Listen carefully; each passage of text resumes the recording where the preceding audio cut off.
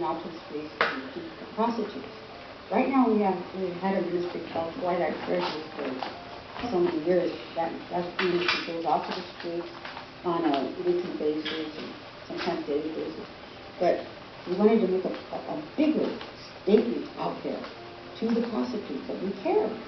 And so we decided to go to different cities and for different women to join in, and we have an army of thousands of women.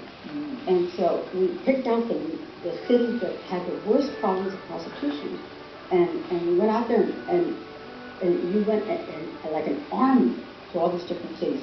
We didn't just go for one day though. We actually went for 2 days. And what we did was that we rented a hotel right in the worst part of the city where prostitution was running rampant. And we rented a hotel and got several rooms, and that's where our leadership stayed. And then what we did is went out to the streets and witnessed, and then also brought the prostitutes in to get haircuts and get their nails done, things like that, so that we have more time to witness to them. I would think many people that are tuning in right now would actually think that it is very dangerous to go out there. It probably is, but where sin abounds, the grace of God is much more abound. Do you have to come from that type of life to be able to relate with them? No, in fact, most of the women that went out had never experienced anything like that. But they felt such a compassion. Because when you see a 15-year-old girl stand on the street corner, and then just a few feet away, another 15-year-old, 16-year-old girl, it just breaks your heart. A lot of people haven't seen it. But today on the program, hopefully, you're going to have a compassion when you see the footage of what God has done. Because we went out there and they responded to us. Now, sometimes you have some of these women that are controlled by some men. How do they get away from them? It's not that easy for them to get away from them. But the grace of God on our lives is another thing altogether, because we have gone in to all these major cities, and all of them have a king. But we bypass him, and we just go ahead and witness, and just believe that God's anointing is going to carry us through. And every single time, we didn't have any problems with the police this time. Now, many times we take them out of there, and then you have to place them in a home. Yes. Well, thank God we have victory out each women's homes. Yeah, I think that really makes it effective, because if they stay there, it's going to be very, very difficult for them. Right, like some girls, after getting their hair cut and having been witnessed to and just prayed for, they want to get out of it.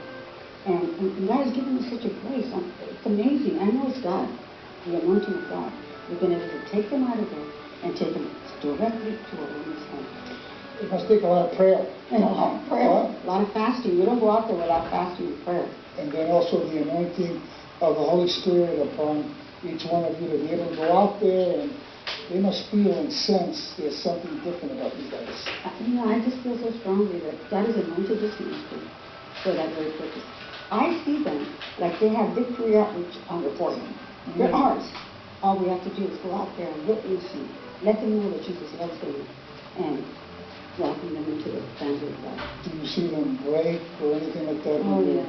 So many times. I've seen them broken. And I've seen them, some of them sick out there. They're sick. And they just want, like, we need a mother to just go out there and let them know Jesus loves you. Jesus can change your life. And just embrace them. And they respond to it. Like, if I hold them, it's like they just break. Because they're just longing for that family, for that mother. And the mother's love.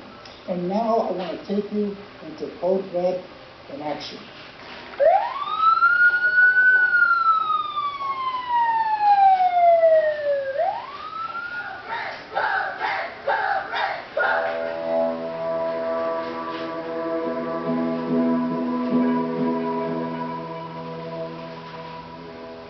Operation Code Red, a powerful 2-day evangelistic thrust where thousands of women from all over Victory Outreach International went into strategic cities where prostitution is widespread, with one purpose in mind: to share the love of God and rescue them out of darkness.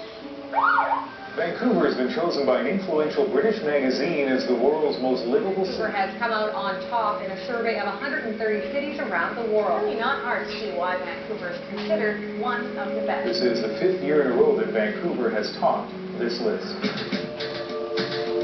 Vancouver, Canada, a city filled with needs. It is currently on the top 10 list of most violent cities in all of Canada, with crimes such as theft and assault at the top of the list. One of the most problematic areas is called the downtown east side.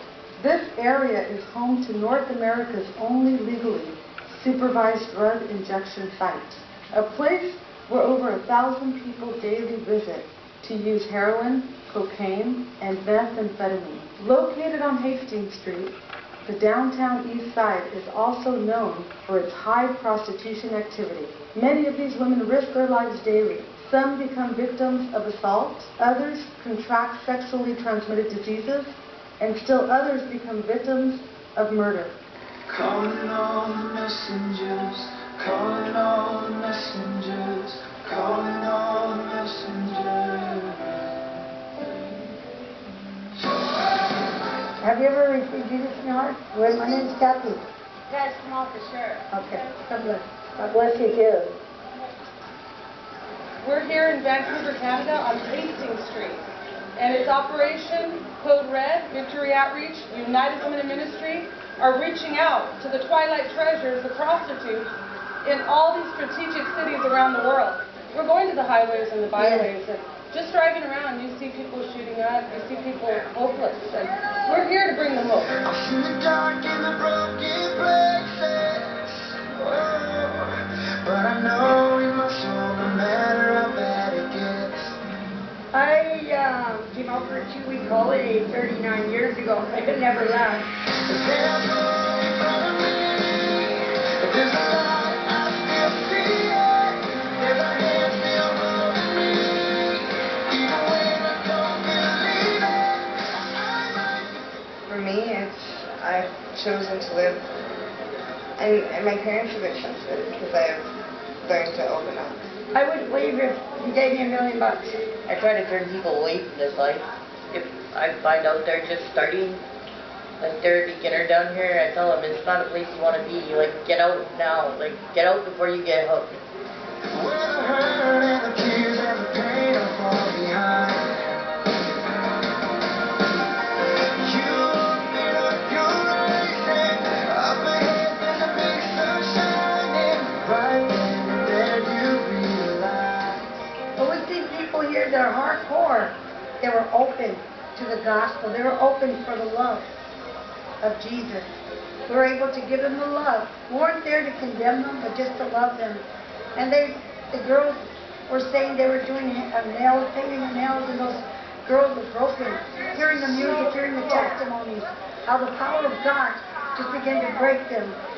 And that's what I see. I see people that are open, hardcore drug addicts, hardcore prostitutes, open to the gospel. You are my hope.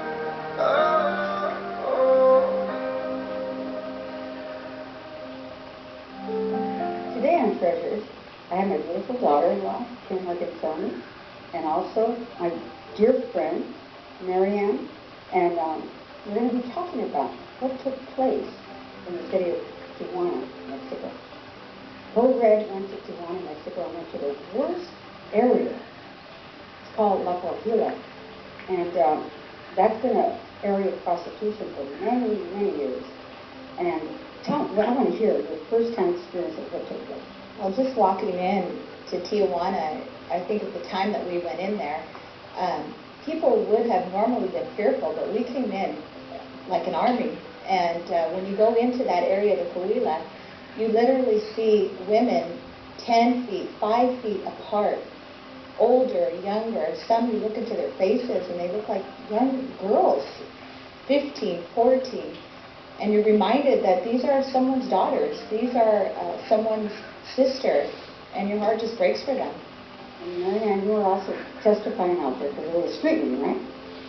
Yeah, it was such a powerful experience, just being able to let them know that there was hope, that they didn't have to stay in the situations that they were in, could just see the emptiness in their faces. But we were there to give them hope and to let them know that Jesus loved them no matter what they've been through. And it was a powerful time. Just the way we came in, like Sister Kim was saying, we came in like an army and just let them know that there was hope for their lives, that Jesus could change their lives. Well, was it the older girls were all wearing the code red shirt? And that's kind of neat to see a host of women coming into an area like that, everybody wearing that code red t-shirt, bright red. Awesome. And then you also organized doing their hair and nails. One of the beautiful things that we were able to do is we were able to secure 2 salons. And we had probably about 15 chairs, and those chairs were full of women back to back. And while they're in the chairs getting their hair cut, we had women that were able to witness to them and share with them the love of God. And they were literally breaking in their chairs, receiving Christ, all while getting a haircut. And give me a little bit of your experience. I was able to do makeovers, and I was blessed because a lot of the women were able to speak to me in English, and so I was able to really minister to them while I was doing their makeup, and it was just awesome because, like Sister Kim was saying, also they were broken, and I know that they were blessed that we were there, and I was able to share with them the love of God and that they were beautiful inside as well as outside. Even as I was doing the makeup, I let them know that Jesus loved them and that they were beautiful in His eyes. Most people think that a prostitute wouldn't be open. Like, I imagine if you're watching this program, you're saying, could a prostitute be that open? But you found that they were very open. Yeah, they were very open because I don't think they've heard that they're beautiful and they're loved and they have a purpose. They don't hear those kind of words, they're with different men, and men say all kinds of things to them, but to really sincerely come with the love of God and tell them that they're loved and that Jesus died for them and He forgives you of all of your sins. That was good news to them. One of the things I thought was so unique is that they were willing to share their stories with you, and they would open up about their lives. And some had children, some had husbands, but yet they felt trapped in this lifestyle of easy money. This was the way they made money, and they were open. They were open to hear the gospel, and they wanted to know that there was hope. And it was beautiful that we had the camera set. And so right now, we're going to take you to Tijuana, Mexico, and you're going to actually see what they're describing taking place. I was lost, I was in chains, what had a hold of me. This city is considered the 5th largest city in all of Mexico. Although it is greatly populated, it is poverty-stricken, with many people selling merchandise and food out on the streets just to get by. Within the Tijuana city limits, there is a district known as La Covila. This is home to the largest red light district in North America. Here, prostitution is legal. Some of these prostitutes are under the age of 18, some as young as 8 years old.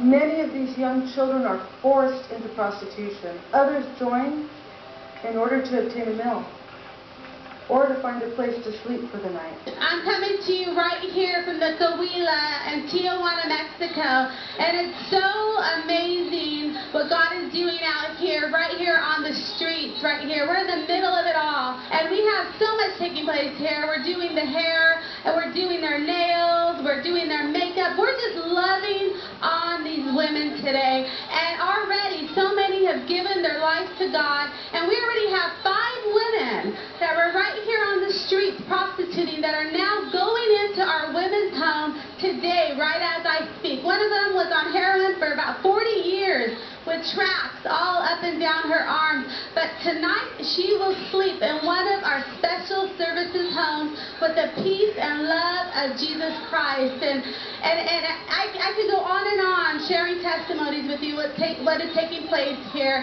but we thank you for your love, we thank you for your prayers. God bless.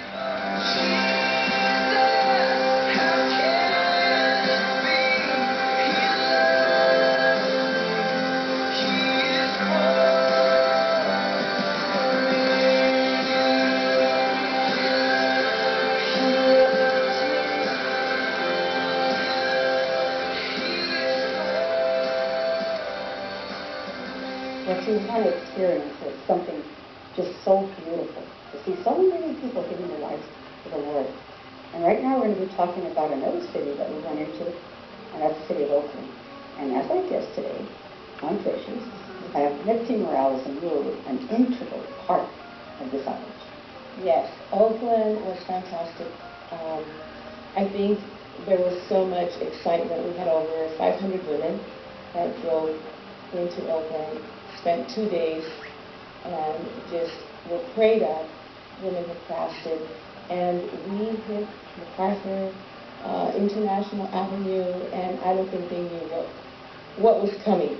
But we did, because we had passion, and we had a purpose and a plan to carry out in that city. So, just give me, I know we had a lot of experiences, but give me one that really touched you. I think for me, for a lot of the ladies that were there, we came across this 5-story building, kind of like a tenement building, and to get into that building, there was a wrought iron door, and there was literally 2 pimps, that's what you would call them, guarding that door. And the whole neighborhood knew that that building was where there was female prostitutes. And every window had bars. And, you had to knock and you had to be let in. And we surrounded that building. We began to pray. And we literally could sense spiritual warfare.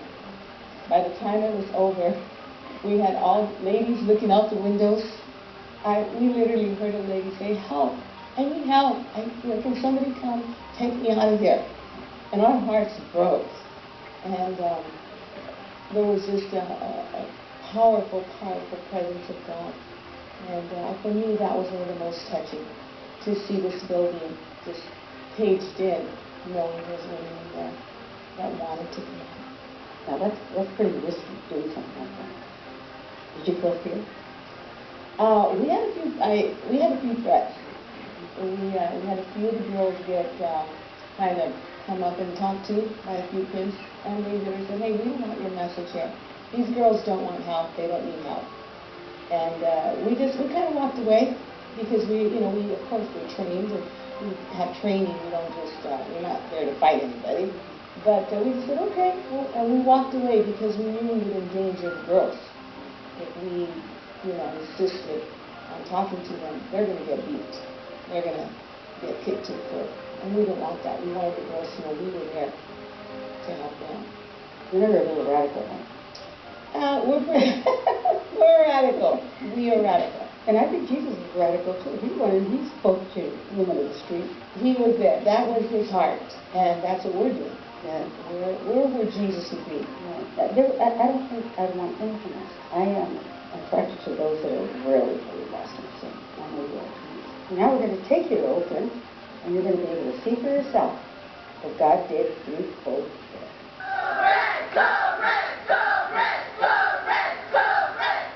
In tonight's special report, an Oakland motel and one-time prostitution hotspot is about to reopen for business, and nearby residents are worried. This is where you will find sex for sale. International Boulevard in East Oakland. Where are you going? Police see it. Stay right there. Don't move. Residents fear it. In the night, it's teenagers. Sometimes in the corner is 6, 7, 10 teenagers. But customers know exactly where to find it. Oakland, California, the most dangerous city in all of California, and the 3rd most dangerous of the United States, infested by drugs and gang violence. Oakland has quickly become a difficult place to live. Over the last 3 years, this city has averaged over 100 murders per year and over 2,500 aggravated assaults. Almost 39,000 crimes were reported in 2013 alone. Of these crimes, close to 1,000 were sexual crimes. Plans to crack down on prostitution have constantly been on the agenda of city officials. In June of 2014, Oakland police arrested over 54 people involved in sex trafficking and rescued 6 minors who were forced into prostitution, one as young as 15 years old. Oakland, a city in desperate need. Right here with girls in Santa Fe, Palmdale, and we're going out to reach Twilight Treasures for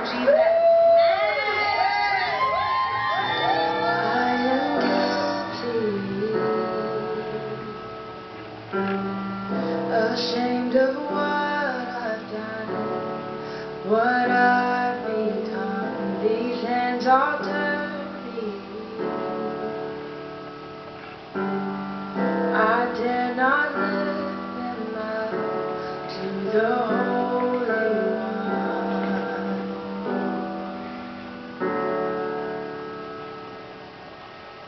You paid my cost. You right my wrongs. You break my chains. You overcome. You gave your life to give me mine. You say that I am free.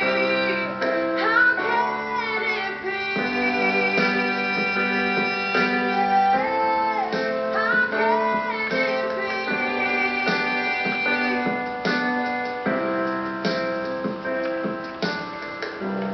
I've been hiding. One of the girls from one of the regions was walking the streets, and all the police department pulled up next to her, and he said, I just want to let you guys know that tonight by 11 o'clock you shut these streets down. These pimps have no business, the girls had no money, and you guys did a great work.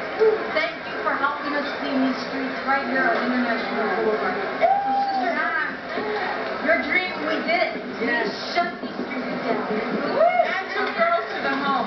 So that's what it was about. Disrupting the plans of Satan.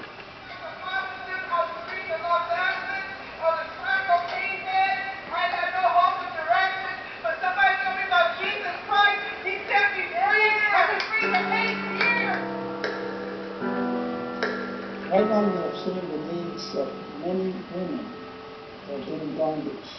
But that's not the only bondage, right, Julie?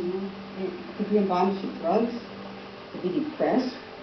There's so many issues that women have. And so if you watch the program right now, so you say, oh, I'm never a prostitute. No, because you still need Jesus. And what God is able to do, He's able to change your life completely. We've seen it, just like Julie was sharing about a special anointing that comes upon a person when you open up your mind and open up your hearts and are able to step out by faith. Because salvation comes by faith. You have to believe that God is able to deliver you. That God, first of all, loves you, and that He's the one that is able to deliver you. You may have tried many other things and many other ways, but this is the time to be able to try God and put your trust in God. And there may be some out there that may not be living that lifestyle, but just like you said, they may be in other bondages. We've seen so many, even people that haven't been on drugs and people that don't live that lifestyle, but yet they're in bondage. So many that are depressed and they don't know what to do, they don't know where to turn. Well, this is why we're telling you today, and we're telling them, aren't you? And we're telling them today that there is an answer, there is a way out. Why don't you tell them about that way out?